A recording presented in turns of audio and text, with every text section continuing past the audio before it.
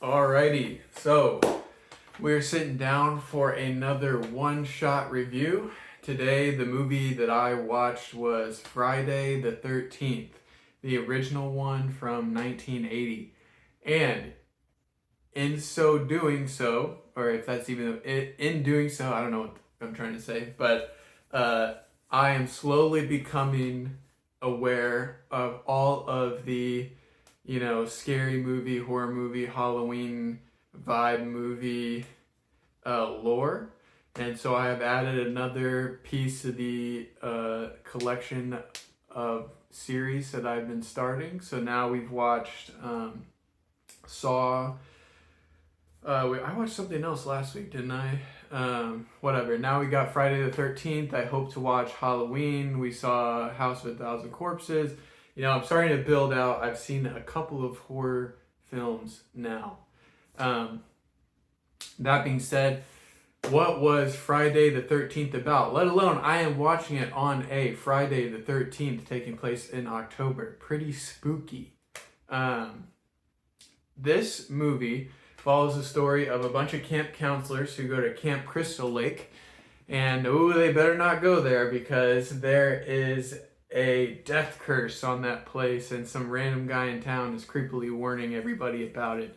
And in the beginning of the film, we see these two teenagers back in the day who are part of some Christian camp up there go off to go, do as people do when they're young, and then they get killed right before anything happens. So then, anyway, that parlays into the story of our current day camp counselors. There's this one guy that's family owns the place, and they're trying to set it back up and have people come in, and it just so happens to fall around Friday the 13th. Anyway, all the locals are like, do not go there, do not go there. Everybody else is saying, everybody who's at the camp is like, oh, that's so silly, whatever. I say everybody, but they really only told one person.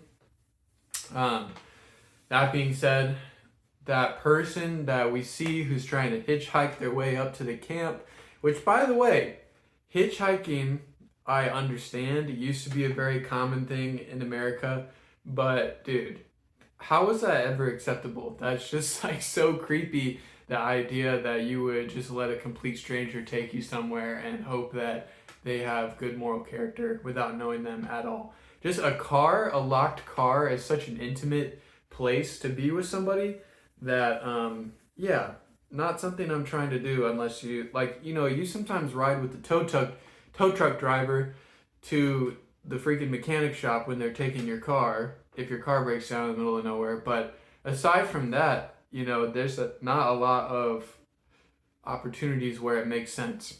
Okay, anyway, that person, we see she gets killed very early on, and that's after she's like, oh, well, I'm not afraid of ghosts, whatever. So right away, we know some stuff's about to go down.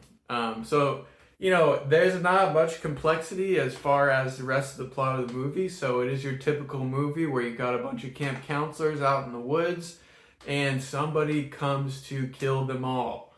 So I think this is, as much as I don't have a lot to say on that front, or I don't really think there's any point of me explaining to you guys the plot, except I think I will spoil the end during my discussion of what I like and don't like. So if you don't want that to be spoiled, sorry, don't watch it, I guess.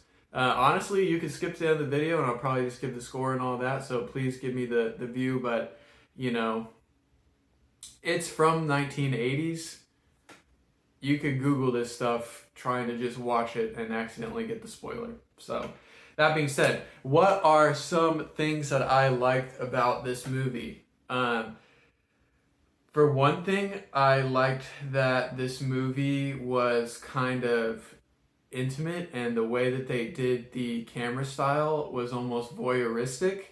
And just because of the type of movie it is, with it being the horror film where we're not sure if the person's about to get whacked, it makes a lot of sense for that setting, and it worked really well to add that other layer of creepiness, spookiness, suspense, whatever, because Sometimes when we were in the first person view, somebody was getting clapped up. Other times, it was just the camera. So that added like a certain level of, oh, is it about to happen? That wouldn't have existed had they not done that. So I appreciate that. I thought that was good. One thing that I thought that was weird about the movie, but I guess makes sense for the genre, is that the movie was like horny as fuck. Sorry, excuse my language, but literally almost it seemed like for no reason, every single sort of thing that was going on in the movie had some sort of romantic or lustful undertone to it for no reason. Like, it was kind of creepy at aspects, and maybe that was the point, but also I know that it's kind of a part of the genre, right, to like have the kids be trying to hook up right as they're about to get killed, all that kind of stuff. I understand that, you know. I don't know if this was like the first one to do it and that's why it's a part of the genre, but that being said, you know, it's like at the beginning of the movie, those two Christian kids, they're about to commit sin before they get clapped up. The lady that's hitchhiking, everybody in the town, while I think the portrayal of this was supposed to be sweet, it wasn't supposed to be creepy. In today's times, it would be considered creepy, rightfully so, I think. But, you know, everybody is telling the girl, like the guy that's giving her a ride halfway there is like, oh, are all of those counselors up there going to be as pretty as you? That was freaking weird. The two people, Kevin Bacon and his girlfriend, are riding up with their boy Ned, and Ned's like, are all the other girls there going to be just as hot as you? Talking about his friend's girlfriend, that's freaking weird.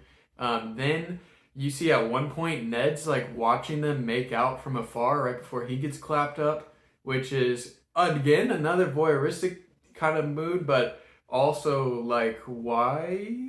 Gross. The guy who owns the camp is like flirting with one of the camp counselors, like, oh, okay, just give me one more week for you to stay. And then he like does that creepy shit where he like rubs the back of her hair and the back of her neck. Not cool. But then they make him out to be a normal guy for the rest of the movie. Okay, I guess. Maybe that's just 80s stuff I don't understand. Then the two people, Kevin Bacon and his girlfriend, do end up hooking up, and right afterward they get killed.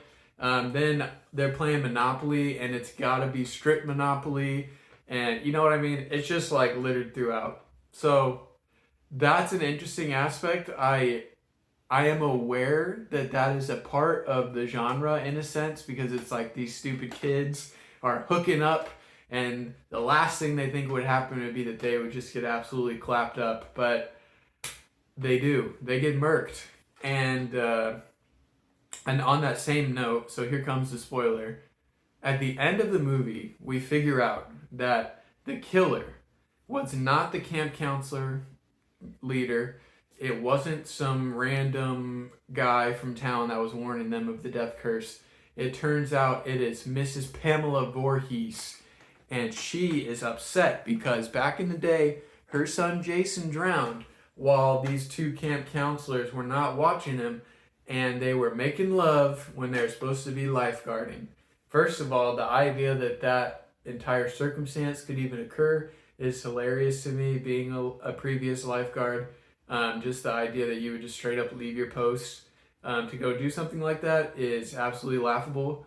But the other part is that it's really interesting because the whole movie, they almost set up this dynamic like it has to be some creepy guy that's out there getting him, and it turns out it's this like psychotic grandma mom looking lady that has talked herself into thinking that her dead son wants her to kill all these camp counselors so they can't open it up again, right?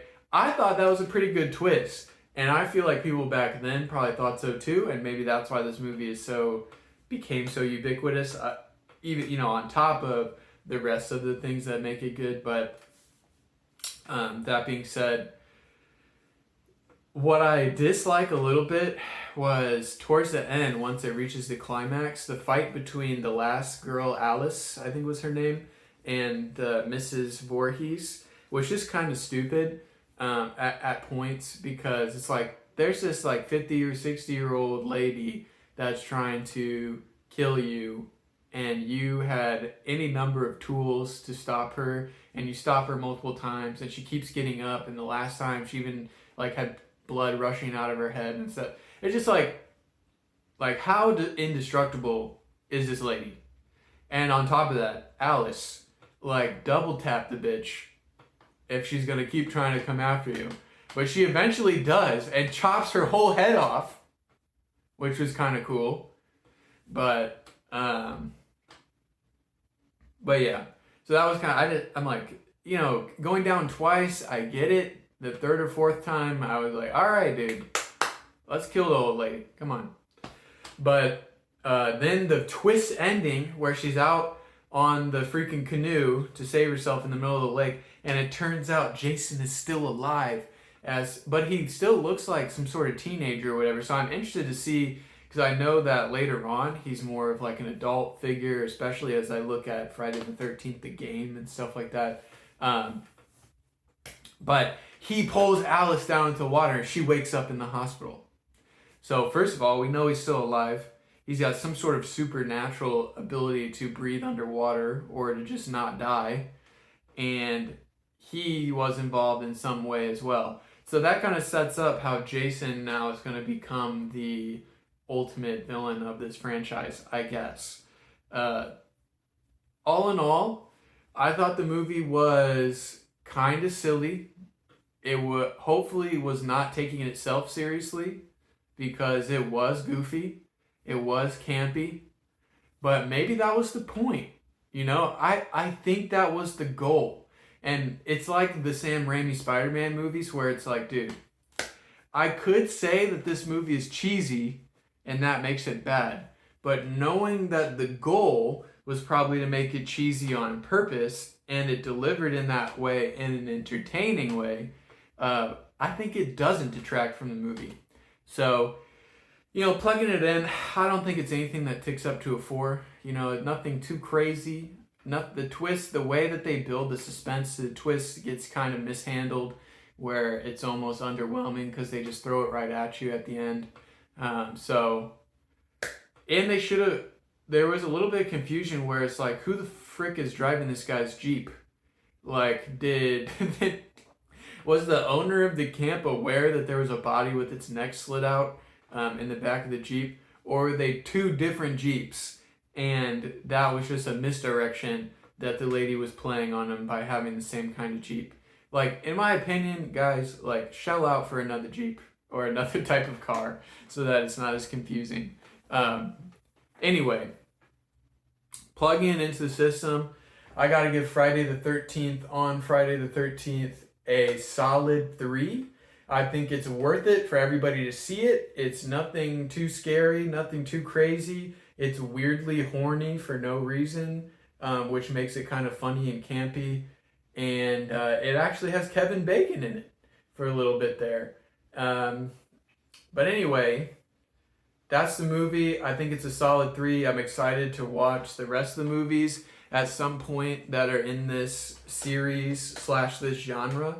I think that having watched Friday the 13th, I'm now kind of mentally prepared to watch Halloween or any of these other spooky movies like The Ring or The Grudge or any of this crap throughout the next couple weeks. So look forward to those reviews. Like, comment, and subscribe if you like the video and you want to help me out. And if you dislike the video or you dislike my opinion on the movie, then please let me know in the comments below, because I'd love to have a conversation or to hear your feedback and figure out some way to respond to it. So that being said, we gave Friday the 13th a solid 3. That's the end of the review. I will catch you guys on the next one.